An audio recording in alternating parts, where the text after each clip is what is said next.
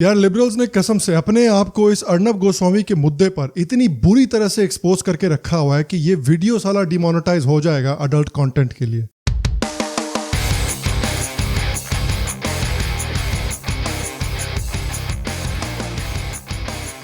Hello शाम Sharma show के इस एपिसोड में आपका बहुत बहुत स्वागत है। आज मुझसे जुड़ने के लिए और आज का ये एपिसोड देखने के लिए आपका बहुत बहुत धन्यवाद। तो जिस तरह से इन लिबरल्स ने ये अर्नब गोस्वामी के पूरे मुद्दे पर रिएक्ट किया है ना, उससे ये पूरी तरह से एक्सपोज हो जाते हैं। इनका जो ये पूरा ये फ्री स्पीच का रोना गाना है, पूरा ये इनका जो प्रेस फ्रीडम का रोना गाना है, ये पूरा रोना गाना पूरे एक नाटक की तरह एक्सपोज हो जाता है। तो आइंदा से जब भी ये लिबरल चीखे चिल्लाए ना कि भाई फ्री स्पीच खतरे में है, प्रेस फ्रीडम खतरे में है, उनको ये वीडियो दिखा देना या फिर ये जो पूरा अर्नब गोस्वामी के साथ जो उन्होंने बर्ताव किया है वो बर्ताव इनको दिखा देना। अब देखिए यार, मैं कोई अर्नब गोस्वामी का फैन नहीं हूँ, मुझे पसंद नहीं जिस तरह की जर्नलिज्म वो करता है, जिस तरह के शो वो रिपब्लिक पर करता है, वो मुझे कुछ खास पसंद नहीं है। क्योंकि उसके चैनल पे सीरियस डिस्कशन होना, सीरियस कॉन्वर्सेशन होना काफी मुश्किल है। जितनी चीखा चिल्ली शो पर ज्यादा हो उतने उसके टीआरपी बढ़ते हैं। तो वो बिल्कुल WWE टाइप की जर्नलिज्म करता है। तो एक तरह से वहां पर डिस्कशन नहीं होता है, सिर्फ WWE होता है।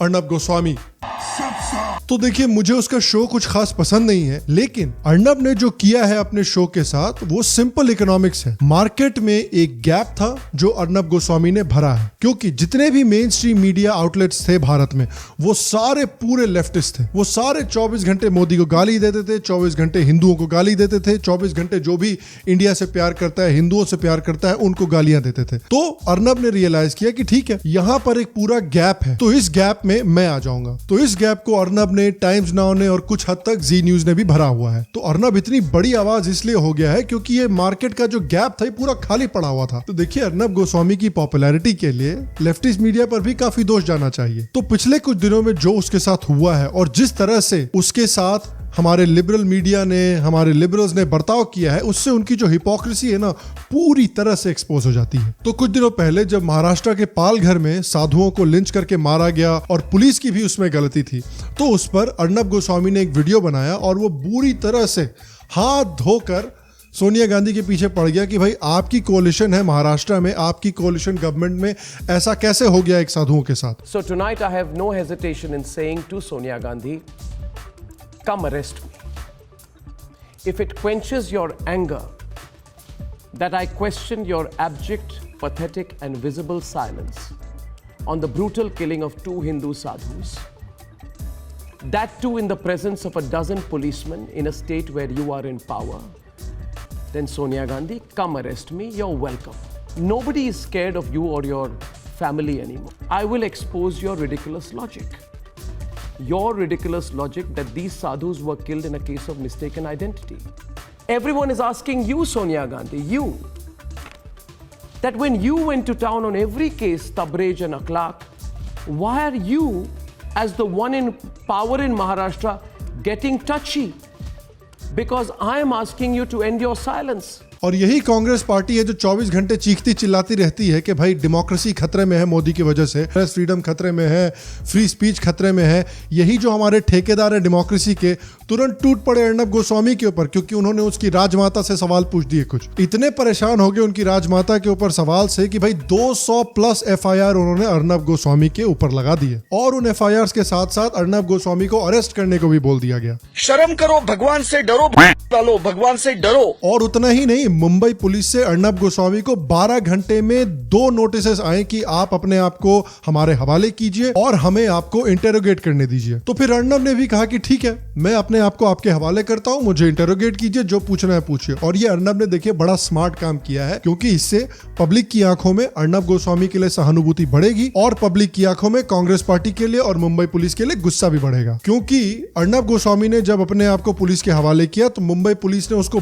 12 घंटे तक लगातार इंटेरोगेट किया। अबे 12 घंटे तक क्या पूछ रहे थे बे? अली बाबा के खजाने का पता ढूंढ रहे हो क्या? तो ये जो पूरा वाकया हुआ है ना, उसमें मैं 3 बड़े मुद्दों को डिस्कस करना चाहता हूं। पहला मुद्दा यह है कि फ्री स्पीच को दबाना ये कांग्रेस की फितरत है भैया, ये कोई नई बात नहीं है। ये आजादी के समय से कांग्रेस पार्टी फ्री स्पीच को दबाती आ रही है। आनंद रंगनाथन ने ट्विटर पर एक कमाल का क्राउड सोर्स थ्रेड बना रखा है जिसमें सैकड़ों एग्जाम्पल हैं कि किस तरह से कांग्रेस पार्टी ने फ्रीडम ऑफ स्पीच को दबाया है। नेहरू के समय पे दर्जनों किताबें हैं, दर्जनों मैगजीन है, दर्जनों फिल्में हैं जिनको बैन किया गया था क्योंकि वो नेहरू का या कांग्रेस गवर्नमेंट का क्रिटिसिज्म कर रहे थे। और उसके बाद से नेहरू जी की सुपुत्री को कौन भूल सकता है, इंदिरा गांधी, जिन्होंने इतनी कमाल की इमरजेंसी लगाई थी देश के ऊपर, जिसमें जो भी गवर्नमेंट को अपोज करता था, जो भी गवर्नमेंट के खिलाफ आवाज उठाता था, उसको उठाकर जेल में फेंक दिया गया था। उन्होंने यूपीए के समय पर ऐसे कानून बनाए थे कि इंटरनेट पे भी फ्री स्पीच को बहुत बुरी तरह से दबा सके। और देखिए कि किस तरह से अभी हाल में ही एक कांग्रेस लीडर अर्नब गोस्वामी को धमकी दे रहा था। उसने कहा था कि जब हम 2019 में जीत के आएंगे तो अर्नब गोस्वामी को सबसे पहले नौकरी से निकालेंगे, ये मेरा वादा है अर्नब गोस्वामी। बताइए, तो इनका पुराना इतिहास है भाई फ्री स्पीच को दबाने का। अब जब इनके पास पावर नहीं है तो जब भी इनके खिलाफ कोई कुछ बोलता है तो ये कुछ कर तो सकते हैं नहीं, बस बैठकर जल सकते हैं। जली ना, तेरी भी जली ना। दूसरा बड़ा मुद्दा यह है कि बड़े कमाल की बात है कि जो हमारे फ्री स्पीच के योद्धा हैं, जो हमारे प्रेस फ्रीडम के योद्धा हैं भारत में, वो सबसे आगे खड़े हैं अर्नब गोस्वामी के साथ जो हुआ है उस पर तालियां बजाने के लिए। जब अर्नब गोस्वामी के ऊपर एफआईआर लगाए गए तो ये सब बड़े खुश हो रहे हैं, लेकिन जब सिद्धार्थ वरदराजन, जिसने द वायर को शुरू किया है, उसके ऊपर एफआईआर लगाया गया था योगी आदित्यनाथ के बारे में झूठ बोलने के लिए, तब हमारी आरफा खानुम मैडम ने एकदम खुल्लम खुल्ला आकर कहा था कि भाई देखिए किस तरह से फ्री स्पीच को दबाया जा रहा है, किस तरह से भारत जो है एक फैशिस्ट देश बन रहा है। लेकिन जब अर्नब गोस्वामी के ऊपर एफआईआर लगाए गए, लेकिन जब अर्नब गोस्वामी को पुलिस ने 12 घंटे बिठाकर इंटेरोगेट किया, तब मैडम क्या कहती हैं कि अरे छोड़ो यार, मेरे पास उसके लिए कोई सहानुभूति नहीं है। अरे मैडम, कहां गई आपकी फ्री स्पीच की लड़ाई, कहां गई आपकी सहानुभूति? खत्म, bye bye, tata, goodbye, गया। फिर आतिश तसीर, जिसने पूरा का पूरा एक कवर आर्टिकल लिखा था कि भाई मोदी जो है भारत का डिवाइडर इन चीफ है और मोदी की वजह से इंडिया जो है फैशिज्म को अपना रहा है, तो वो मोदी को जितनी भी गालियां दे बिल्कुल चलता है। लेकिन अर्नब गोस्वामी ने सोनिया गांधी से सवाल किया और अर्नब गोस्वामी के ऊपर एफआईआर लगा दिए गए, तब तो भैया आतिश तसीर के पास तो कोई सहानुभूति ही नहीं है अर्नब के लिए, इसको तो एक रिडिकुलस क्रीचर बोल रहा है। फिर हमारे दोस्त हैं यूट्यूब वाले आकाश बैनर्जी बाबू, जो कि इतना घबरा रहे थे, कांप रहे थे डर के मारे कि इंडिया कहीं एक फैशिस्ट देश तो नहीं बन रहा। वो भी हमारे भाई साहब जो है बिल्कुल चुप हैं अर्नब गोस्वामी को जो अरेस्ट किया गया है के ऊपर, जो एफआईआर लगाए गए हैं उसके ऊपर, और यहां तक कि उसके अरेस्ट को सपोर्ट भी कर रहे हैं। और इतना ही नहीं, वो अर्नब गोस्वामी को नाज़ियों से कंपेयर कर रहे हैं और इनडायरेक्टली कहने की कोशिश कर रहे हैं कि इनको चुप कराना चाहिए या इनको फांसी दे देनी चाहिए। क्या कर रहा है बे? तू मेरी तरफ है कि इनकी तरफ है? मैं तो आपकी तरफ हूँ। ये कैसा मेरी तरफ है? हाँ? अरे यार तो बड़ा हंगामा है यार। फिर आते हैं हमारे अपने दुग्गल साहब ध्रुव राठी जी, जो प्रेस फ्रीडम के बारे में इतना घबराते रहते हैं, जिन्होंने पूरा इंटरव्यू दिया कि यार भारत में प्रेस फ्रीडम को बहुत खतरा है। वो हमारे भाई साहब हैं, वो खुशी मना रहे हैं कि अर्नब गोस्वामी के ऊपर इतने सारे एफआईआर लगाए गए हैं और अर्नब गोस्वामी को अरेस्ट किया गया है क्योंकि वो तो हिंदू मुस्लिम के बीच में नफरत फैला रहा था। इतनी हिपोक्रेसी लाते कहां से हो तुम? हमारे पास तो इतना नहीं है, और रखते कहां? ये तालाब तुमने भरा? तुम्हें देखते ही पता चलता है कि तुम्हारे अंदर कुछ गड़बड़ है। यार ये एक नंबर के ना नंगे लोग हैं। जब से मोदी जीत कर आया है, अपने आप को एक्सपोज करने के लिए हाथ धो के पीछे पड़ गए हैं। ये लोग हैं जो कहते हैं कि भाई अर्नब के साथ जो हुआ वो बिल्कुल सही हुआ, क्योंकि अर्नब गोस्वामी जो है वो गलत इंफॉर्मेशन फैला रहा था, गलत दावे कर रहा था। ठीक है, तो अगर अर्नब गोस्वामी को इस वजह से जेल होनी चाहिए, उसको इंटरोगेट करना चाहिए, तो फिर आप मुझे बताइए कि जो हमारे लेफ्टिस्ट जर्नलिस्ट हैं, जो 20 सालों से मोदी को मौत का सौदागर, हत्यारा, मास मर्डरर बोलते आ रहे हैं, जो सालों से आरएसएस को एक टेररिस्ट ऑर्गेनाइजेशन बोलते आ रहे हैं, जो सालों से जो भी हिंदुइज्म को डिफेंड करने की कोशिश करता है या हिंदुओं के बारे में कुछ अच्छी चीजें बोलने की कोशिश करता है, उनको जेनोसाइडल बोलते आ रहे हैं कि वो तो मुसलमानों को मारना चाहता है बस। तो इन जर्नलिस्टों के साथ, इन लिबरलों के साथ क्या किया जाए? क्या इनको भी उठाकर जेल में फेंक दिया जाए? क्या इनको भी इंटेरोगेट कर दिया जाए बिठाकर? बताइए। और अब आता है तीसरा मुद्दा मुद्दा है फ्री स्पीच का। क्योंकि देखिए भाई, सही मायने में अगर मैं बोलूं तो भारत में फ्री स्पीच कुछ खास मायने नहीं रखती है, क्योंकि न लेफ्ट विंग को न राइट विंग को, दोनों को फ्री स्पीच की कुछ खास परवाह नहीं है। बीजेपी के लीडर्स ने भी याद रखिए एफआईआर फाइल किए हैं लोगों के ऊपर। बीजेपी के लीडर्स ने भी याद रखिए जेल में डाला है लोगों को मोदी को क्रिटिसाइज करने के लिए या योगी आदित्यनाथ के बारे में गलत सलत आर्टिकल पब्लिश करने के लिए। और इसलिए मैं कहते कहते थक गया हूं कि यार हेट स्पीच को भी फ्री स्पीच में इंक्लूड करना जरूरी है। और अगर कोई आपके बारे में गलत इंफॉर्मेशन फैलाता है तो उसको लाइबल कहते हैं।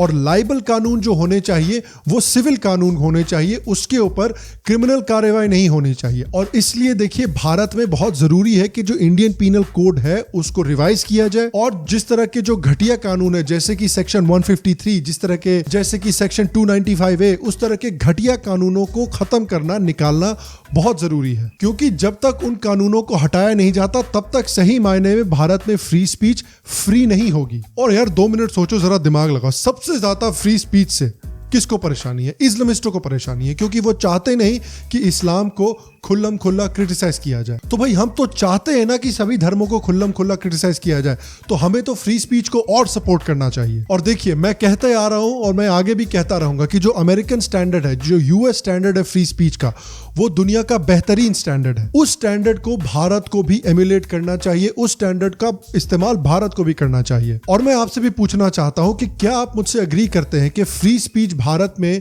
सही मायने में फ्री बनानी चाहिए, हमें फ्री स्पीच को सपोर्ट करना चाहिए, और इंडियन पीनल कोड के जो बकवास कानून है सेक्शन 153 और सेक्शन 295A उनको हटाना चाहिए? आप एग्री करते हैं या नहीं? प्लीज नीचे कमेंट सेक्शन में मुझे जरूर बताएं। अगर आपको आज का एपिसोड पसंद आया हो, अगर आपको शाम शर्मा शो पसंद आया हो, तो प्लीज आज के एपिसोड को एक लाइक दें, एक थम्स अप दें, कमेंट करें, शेयर करें। इससे मेरी बहुत मदद होती है, इससे शो की भी बहुत मदद होती है। अगर आपको शाम शर्मा शो पसंद है और आप शाम शर्मा शो को सपोर्ट करना चाहते हैं तो नीचे पेट्रियन के लिंक पर क्लिक करें, शाम शर्मा शो के एक पेट्रन बने। इससे आपको शाम शर्मा शो के जो नए मग्स भेजे गए हैं वो मिलेंगे, और आप शाम शर्मा शो का व्हाट्सएप और डिस्कॉर्ड सर्वर भी ज्वाइन कर सकते हैं। अगर आपको आज का एपिसोड पसंद आया हो, अगर आपको शाम शर्मा शो पसंद आया लेकिन आपने अभी तक सब्सक्राइब नहीं किया है, अरे भैया किस बात का इंतजार कर रहे हो यार? हैं, ये बटन ये रहा, क्लिक कर दो क्लिक, है सब्सक्राइब करो, बेल आइकॉन को दबाना बिल्कुल भी मत भूलना। और हाँ, हमारे यहाँ और भी एपिसोड्स हैं, जरा उनको भी जाकर देखिए, आपको जरूर पसंद आएंगे। मैं आपको अगले एपिसोड में मिलूंगा, और तब तक स्वस्थ रहें, सुखी रहें, फिर मिलेंगे।